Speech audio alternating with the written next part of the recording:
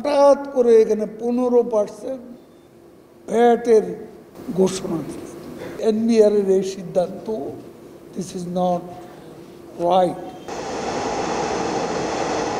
যানজটের এই নগরে স্বপ্নবাহন মেট্রো রেল। সেই মুহূর্তে প্রতিদিন প্রায় 3 লাখ যাত্রী ব্যবহার করছেন এই উড়াল রেলপথ। উত্তরা থেকে আগারগাঁও পর্যন্ত মেট্রো রেল চালু হয়েছিল 2022-এর ডিসেম্বরে। গত বছর থেকে পুরোদমে মতিঝিল পর্যন্ত সেবা দিচ্ছে মেট্রো। সেই সেবার উপর 28 ডিসেম্বর 2022 থেকে 30 জুন 2024 পর্যন্ত মূসক অব্যাহতি দেওয়া হয়েছিল। মেয়াদ শেষে তা আবারও অব্যাহতি দেওয়ার ক্ষেত্রে এনবিআর আপত্তি জানিয়েছে। সেই হিসাবে এনবিআর এর সিদ্ধান্ত হলো আসছে 1 জুলাই থেকে 15% ভ্যাট আরোপ করা হবে মেট্রো ভাড়ায়।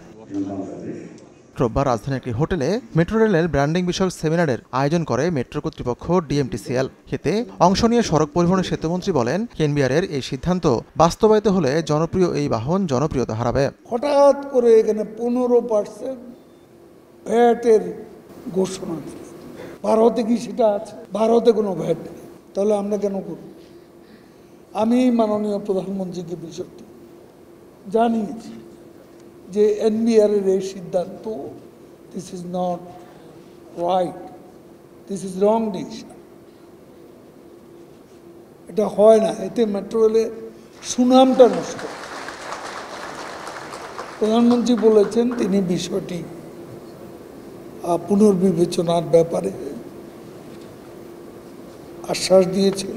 তার মতে মেট্রো যাত্রীরা যত্নবান নন, শৃঙ্খলা মেনে এই সেবা নিতে নগরবাসীর প্রতি আহ্বান জানান মন্ত্রী। সকলকে বলবো যারা ইউজার তারা যেন আমাদের এই মূল্যবান সম্পদ এটাকে যেন